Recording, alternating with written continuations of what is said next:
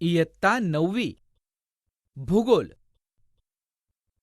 पाठ क्रमांक 2 अंतर्गत हालचाली प्रस्तावना सांगा पाहू वरील बातमी वाचा छायाचित्राचे निरीक्षण करा प्रश्नांची उत्तरे द्या मृत्यूचे तांडव कशामुळे घडले या भूकंपाची तीव्रता किती होती संबंधित भूकंपामुळे सर्वात जास्त बाधित झालेला देश कोणता भूकंपाचे केंद्रस्थान कोठे होते आपत्तीग्रस्त इतर प्रदेश कोणते भूकंपाचे केंद्र किती खोलवर होते भूकंपामुळे कोणकोणत्या प्रकारची हानी झाल्याचे दिसते तुमच्या मते भूकंप घडण्यामागचे कारण काय असावे तुम्हाला कधी अशा भूकंपाचा अनुभव आला आहे का याविषयी चर्चा करा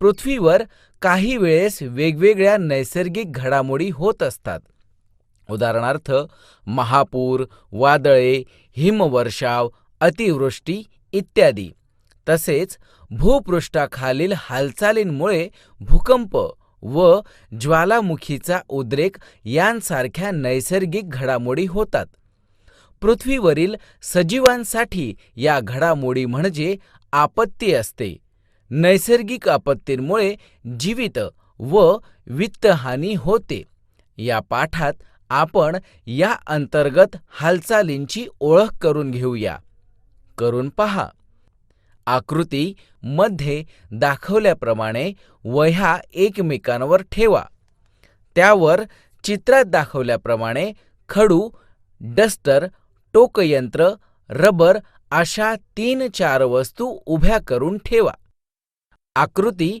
प्रमाणे एक वही तिच्यावरील वह्या न हलवता चटकन काढून घ्या काय होते त्याचे निरीक्षण करा निरीक्षणाच्या आधारे वर्गात चर्चा करा आकृती प्रमाणे वह्यांची रचना करा त्यावर मागील प्रमाणेच खडू डस्टर टोकयंत्र रबर अशा 3-4 वस्तू उभ्या करून ठेवा आता आकृती प्रमाणे या गठ्ठ्याला हळूच धक्का द्या व निरीक्षण करा त्यानंतर पुन्हा जरा जोराचा धक्का द्या काय होते त्याचे निरीक्षण करा या सर्व कृतींबाबत चर्चा करा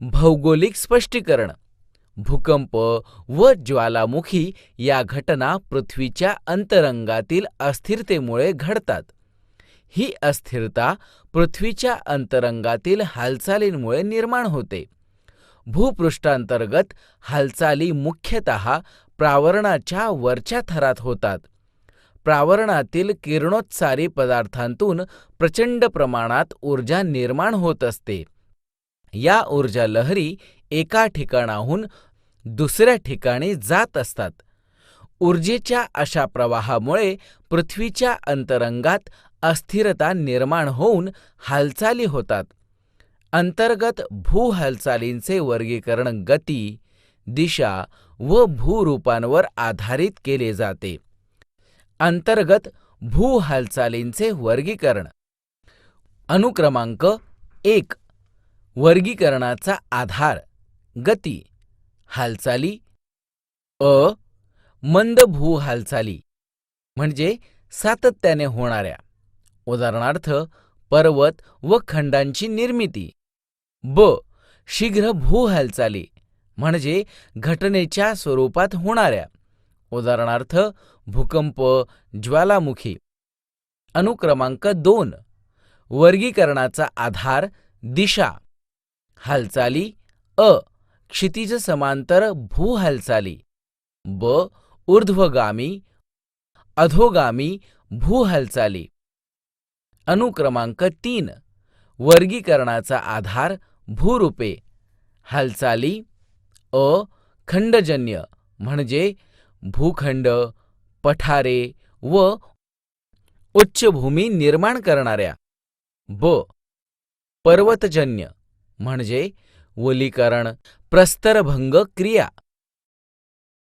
मंद भूहालचाली मंद भूहालचालींचे भूकवचावर पर्वत निर्मिती व खंड निर्मितीच्या स्वरूपात परिणाम दिसून येतात. ते पुढीलप्रमाणे सांगता येतील. परिणाम: लहरींच्या हालचालींची दिशा, दाब, एकमेकांकडे येणाऱ्या लहरी, ताण, एकमेकांविरुद्ध जाणाऱ्या लहरी. परिणाम: कठीण खडकांवर होणारा परिणाम, दाब, प्रस्तरभंग, ताण, प्रस्तरभंग. परिणाम: मृदू खडकांवर होणारा परिणाम, दाब, वलीकरण, ताण, प्रस्तरभंग पातळी. पर्वत निर्माणकारी हालचाली करून पहा. कृती 1. कागदाची साधारण 30 सेंटीमीटर लांब पट्टी घ्या. कागदी पट्टीच्या दोन्ही टोकांवर हात ठेवा. आता दोन्ही हात हळूहळू एकमेकांच्या दिशेने पट्टीवर दाब देऊन सरकवा. त्या पट्टीवर काय परिणाम होतो त्याचे निरीक्षण करा. भौगोलिक स्पष्टीकरण. कृती 1 प्रमाणे पट्टीच्या दोन्ही टोकांवर हात ठेवून दोन्ही टोके एकमेकांकडे सरकवली. त्यावेळी पट्टीवर जे कार्य झाले त्याला दाब म्हणून संबोधले जाते. पट्टीच्या दोन्ही बाजूंकडून पट्टीच्या केंद्राकडे दाब दिला गेला. परिणामी पट्टी सरकली व तिला घड्या पडल्या. अशाच प्रकारे भूकवचात दाबामुळे हालचाली निर्माण होतात व त्यामुळे भूकवचाला घड्या पडतात. वली पर्वत. पृथ्वीच्या अंतर्गत भागातून ऊर्जेचे वहन होते. या ऊर्जा लहरींमुळे मृदू खडकांच्या थरावर क्षितिज समांतर व एकमेकांच्या दिशेने दाब पडून वळ्या निर्माण होतात. दाब तीव्र असल्यास वळ्या मोठ्या प्रमाणात पडतात व त्यांची गुंतागुंत वाढते. परिणामी पृष्ठभाग उचलला जातो व वली पर्वतांची निर्मिती होते.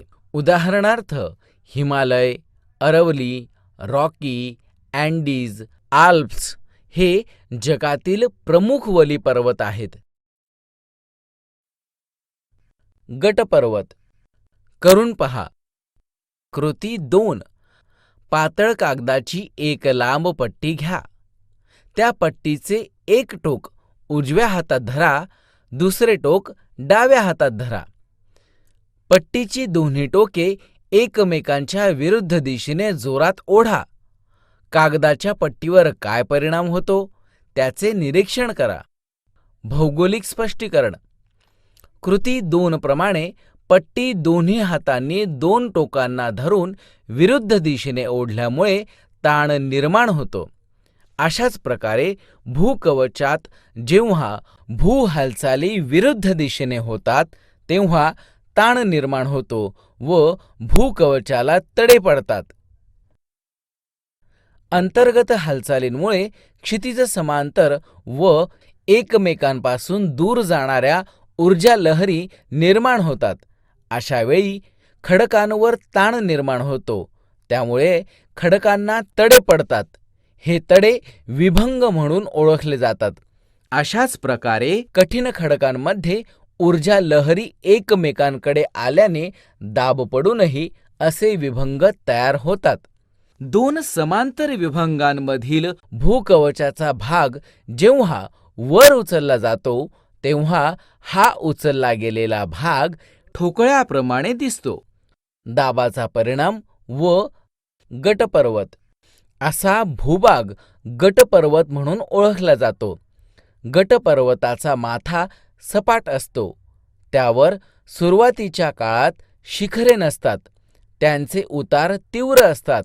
उदाहरणार्थ युरोपमधील ब्लॅक फॉरेस्ट पर्वत, भारतातील मेघालय पठार देखील अशाच पद्धतीने तयार झाले आहेत.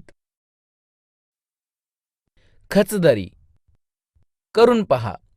3 समान आकाराच्या वह्या घ्या. त्या टेबलाच्या वर 2-3 सेंटीमीटर अंतर ठेवून घट्ट धरा. आता त्यातील बाजूच्या 2 वह्या एकमेकांपासून किंचित दूर करा. काय होते त्याचे नीट निरीक्षण करा. वह्यांच्या वरच्या कडांमुळे तयार होणारा आकृतिबंध तुमच्या वहीत चित्रांकित करा. भौगोलिक स्पष्टीकरण. भूपृष्ठावर क्षितिज समांतर हालचाली जेव्हा परस्पर विरोधी दिशांना होतात तेव्हा भूकवचातील खडकांवर ताण पडतो. ताण वाढल्यास खडकांना तडे पडतात, त्यामुळे विभंग निर्माण होतात. परिणामी दोन्ही बाजूंचे खडक सरकतात व खडकांच्या थराची सलगता राहत नाही. कधीकधी भूकवचाला ताण पडून समोरासमोर दोन तडे पडतात. त्या दोन तड्यांदरम्यानचा भूभाग खचतो. असा खचलेला खोलगट भाग म्हणजेच खचदरी होय. खचदरीचे दोन्ही बाजूंचे उतार तीव्र असतात. उदाहरणार्थ भारतातील नर्मदा नदीची खचदरी, आफ्रिका खंडातील ग्रेट रिफ्ट व्हॅली, युरोपमधील ऱ्हाइन नदीची खचदरी इत्यादी. खंड निर्माणकारी हालचाली. मंद भूहालचाली पृथ्वीच्या केंद्राकडे किंवा पृथ्वीच्या केंद्रापासून भूकवचाच्या दिशेने होतात. या हालचालींमुळे भूकवचाचा विस्तीर्ण भाग वर उचलला जातो किंवा खचतो. भूकवचाचा भाग समुद्रसपाटीपासून वर उचलला गेल्यामुळे खंडांची निर्मिती होते. म्हणून या भूहालचाली खंड निर्माणकारी हालचाली म्हणून ओळखल्या जातात. अशा हालचालींमुळे विस्तीर्ण पठारांचीही निर्मिती होऊ शकते. परंतु मूळचा भूभाग खाली खचल्यास तो समुद्रसपाटीच्या खाली जातो. अशा वेळी तो भूभाग सागराच्या पाण्याखाली जाऊन सागरतळाचा भाग बनतो. शीघ्र भूहालचाली. आपण पाठाच्या सुरुवातीला भूकंपाच्या बातमीचा अभ्यास करून चर्चा केली आहे. भू म्हणजे जमीन आणि कंप म्हणजे थरथरणे होय. भूकंप ही भूकवचाची हालचाल आहे. भूकंपाची तीव्रता व परिणाम यांची माहिती तुम्हाला सुरुवातीला दिलेल्या कृतीतून झाली असेलच. आता आपण पृथ्वीच्या अंतरंगातील भूकंप आणि ज्वालामुखी या शीघ्र हालचालींची माहिती जाणून घेऊया. माहीत आहे का तुम्हाला, रेल्वे स्टेशनच्या फलाटावर उभे असताना जवळच्या रुळावरून एखादी गाडी वेगाने जात असल्यास फलाटावर कंपने जाणवतात. एखाद्या पुलावरून अवजड वाहन वेगाने जात असेल तर पुलावर कंपने जाणवतात. या अनुभवांतून भूकंपाच्या वेळी होणाऱ्या कंपनांचा काहीसा अंदाज बांधता येतो. भूकंप. भूपृष्ठाच्या अंतर्गत भागात होणाऱ्या हालचालींमुळे भूकवचात प्रचंड ताण निर्माण होतो. ताण विशिष्ट मर्यादेपलीकडे गेल्यावर तो मोकळा होतो व तेथे ऊर्जेचे उत्सर्जन होऊन ऊर्जा लहरी निर्माण होतात. यामुळे भूपृष्ठ कंप पावते म्हणजेच भूकंप होतो.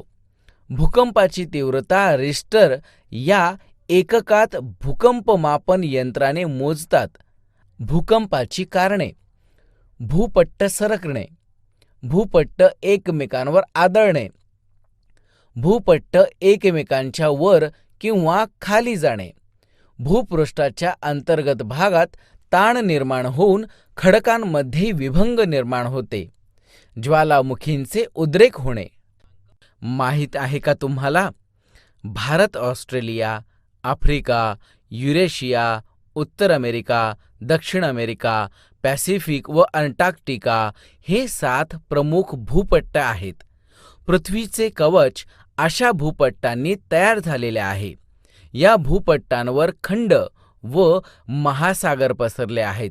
पृथ्वीच्या प्रावरणात निर्माण होणाऱ्या दाब व ताणांनुसार हे भूपट्ट वेगवेगळ्या दिशेने सरकत असतात. भूकंप नाभी व अपिकेंद्र. भूपृष्ठाखाली होणाऱ्या हालचालींमुळे मोठ्या प्रमाणात ताण निर्माण होतो व तो साचत जातो. हा ताण भूकवचात ज्या ठिकाणी मोकळा होतो त्या ठिकाणी ऊर्जेचे उत्सर्जन होते. तेथे भूकंप केंद्र असते. या केंद्रास भूकंप नाभी असे म्हणतात.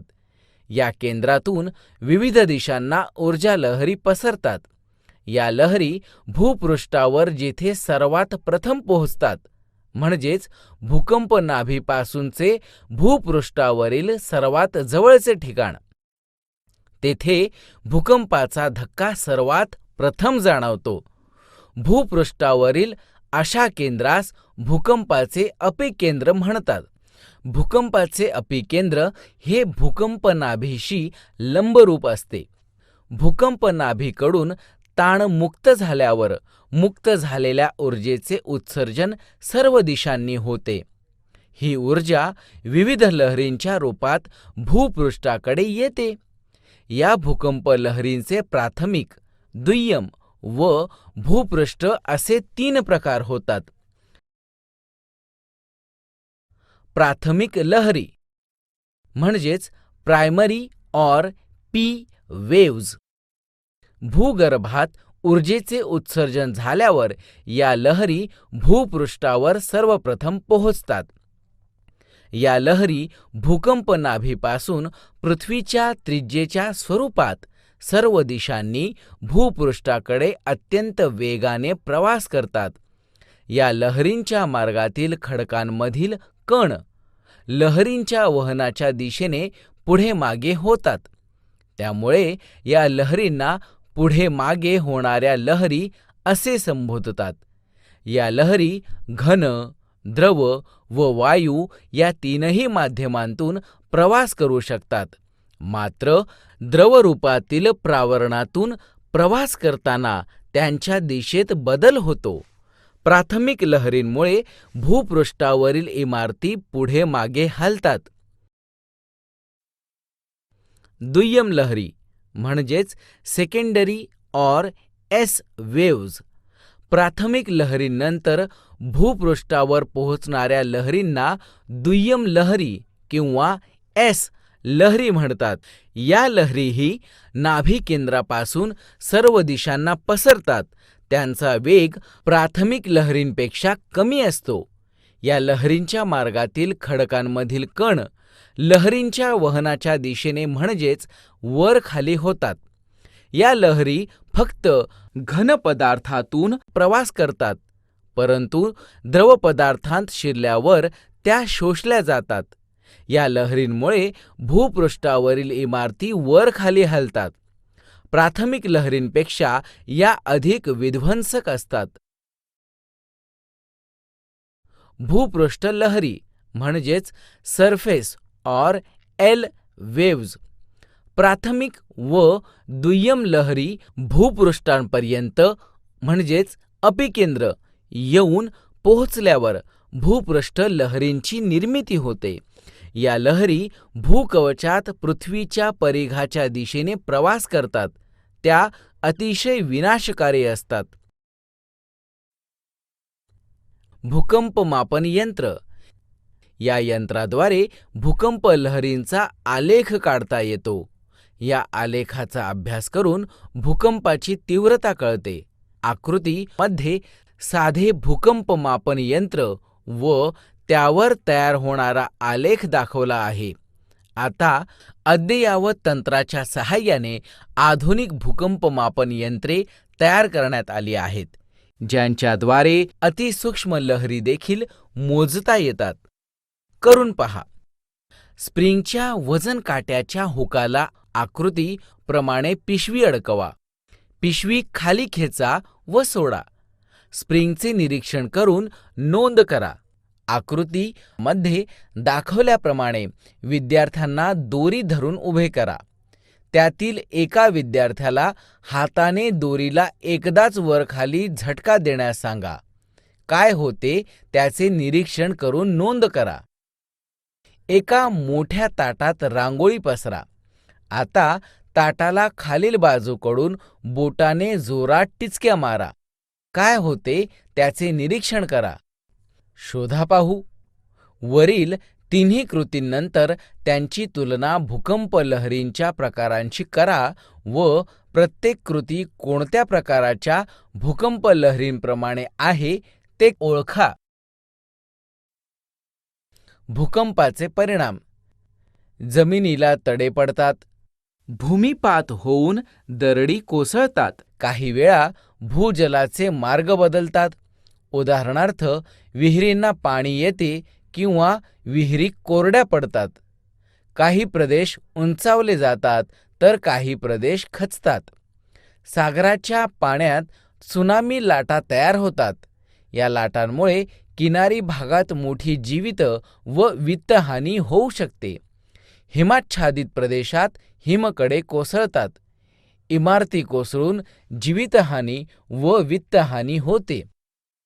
वाहतुकीचे मार्ग खंडित होतात. संदेशवहन व्यवस्था कोलमडते. पहा बरे, जमते का? 1. भूकंपाच्या वेळी कोणत्या प्रकारची दक्षता घ्यावी याबाबतची माहिती जमा करा व त्याचे प्रात्यक्षिक वर्गात सादर करा. 2. आकृतीमधील भूकंपमापन यंत्राप्रमाणेच आधुनिक भूकंपमापन यंत्राची माहिती छायाचित्रे आंतरजालावरून गोळा करा. त्यांचे कार्य कसे चालते ते तुमच्या शब्दांत लिहा. ज्वालामुखी. पृथ्वीच्या प्रावरणातून तप्त असे द्रव, घन आणि वायुरूप पदार्थ पृथ्वीपृष्ठावर फेकले जातात.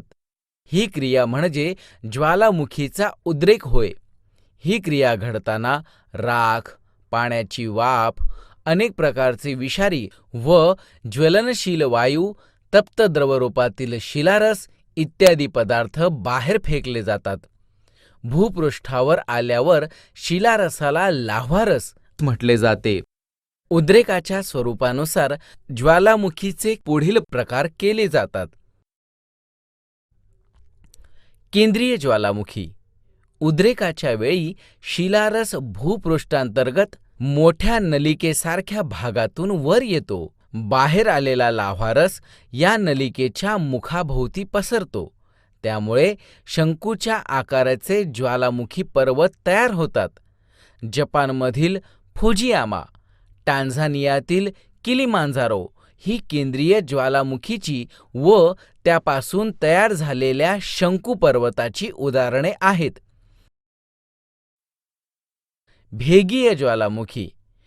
ज्वालामुखीचा उद्रेक होताना लाव्हारस ज्यावेळी एखाद्या नलिकेऐवजी अनेक तडांमधून बाहेर पडतो त्याला भेगीय ज्वालामुखी असे म्हणतात. ज्वालामुखी उद्रेकातून बाहेर पडणारे पदार्थ तडांच्या दोन्ही बाजूंस पसरतात. त्यामुळे ज्वालामुखीय पठारे तयार होतात. भारतातील दख्खनचे पठार अशा पद्धतीच्या ज्वालामुखीमुळे तयार झाले आहे. हे नेहमी लक्षात ठेवा. उद्रेकाच्या कालावधीनुसार ज्वालामुखीचे 3 प्रकार होतात. वर्तमानात वारंवार उद्रेक होत असतो असा ज्वालामुखी म्हणजे जागृत ज्वालामुखी होय. उदाहरणार्थ, जपानचा फुजियामा व भूमध्य सागरातील स्ट्रांबोली. काही काळासाठी शांत असतो व पुन्हा कधीतरी एकदम जागृत होतो. अशा ज्वालामुखीला सुप्त किंवा निद्रिस्त ज्वालामुखी म्हणतात. उदाहरणार्थ, इटलीतील व्हेसुव्हियस, अलास्कातील काटमाई, भारतातील बॅरन बेट. ज्यातून दीर्घकाळ उद्रेक झालेला नाही व भविष्यात असा उद्रेक होण्याची शक्यता नाही अशा ज्वालामुखीला मृत ज्वालामुखी म्हणतात. उदाहरणार्थ, टांझानियातील किलिमांजारो. नकाशाशी मैत्री. आकृतीचे वाचन करून प्रश्नांची उत्तरे द्या. या कृतीसाठी पूरक साहित्य म्हणून पृथ्वी गोल किंवा जगाच्या प्राकृतिक नकाशाचा आधार घ्या. नकाशातील भूपट्ट सीमांचे निरीक्षण करून भूपट्टांची नावे लिहा. दक्षिण व उत्तर अमेरिकेतील भूकंपाचे क्षेत्र खंडांच्या कोणत्या बाजूला आहे? तेथे कोणते पर्वतीय प्रदेश आहेत? आशिया खंडात भूकंपप्रवण क्षेत्र कोणत्या पर्वतीय प्रदेशात आहे? आफ्रिका खंडात ज्वालामुखी कोणत्या प्रदेशात एकवटले आहेत? त्याचे कारण काय असावे? भूकंप क्षेत्र, ज्वालामुखीचे वितरण आणि भूपट्ट सीमा यांचा सहसंबंध जोडा. भौगोलिक स्पष्टीकरण आकृतीचा विचार करता तुमच्या लक्षात येईल की भूपट्ट सीमांचा भूकंप क्षेत्र व ज्वालामुखी क्षेत्र यांच्याशी थेट संबंध आहे. बहुतेक ज्वालामुखी हे या सीमांवर आहेत. त्याचप्रमाणे भूकंप क्षेत्राचा विस्तारही या सीमावर्ती भागात दिसून येतो. भूपट्ट सीमांच्या ज्या भागात भूप्रदेश भूकवचाच्या आत जातो त्या ठिकाणी भूपट्ट ऱ्हास पावत असतो. अशा सीमांना भूपट्ट ऱ्हास सीमा म्हणतात. ज्या सीमांच्या क्षेत्रात नवीन भूपृष्ठ आकाराला येत असतात अशा सीमांना भूपृष्ठ निर्मिती सीमा म्हणतात. या दोन्ही क्रिया भूकवचात सतत सुरू असतात. ज्वालामुखीचे परिणाम. ज्वालामुखीच्या उद्रेकामुळे जीवित व वित्तहानी होते. महासागरातील ज्वालामुखीमुळे काही वेळेस त्सुनामी लाटा निर्माण होतात. ज्वालामुखीतून बाहेर पडणारी धूळ, धूर, राख, वायू, पाण्याची वाफ इत्यादी घटक दीर्घकाळ वातावरणात राहतात. त्यामुळे पर्यावरणाचे संतुलन बिघडते. ज्वालामुखीच्या राखेमुळे जमीन सुपीक बनते. लाव्हारसामुळे अनेक प्रकारची खनिजे भूपृष्ठाजवळ उपलब्ध होऊ शकतात. ज्वालामुखीच्या उद्रेकामुळे नवभूमी निर्माण होते किंवा एखादे बेट नष्टही होऊ शकते. मृत ज्वालामुखींच्या मुखाशी पावसाचे पाणी जमा होऊन सरोवरे निर्माण होतात. माहीत आहे का तुम्हाला?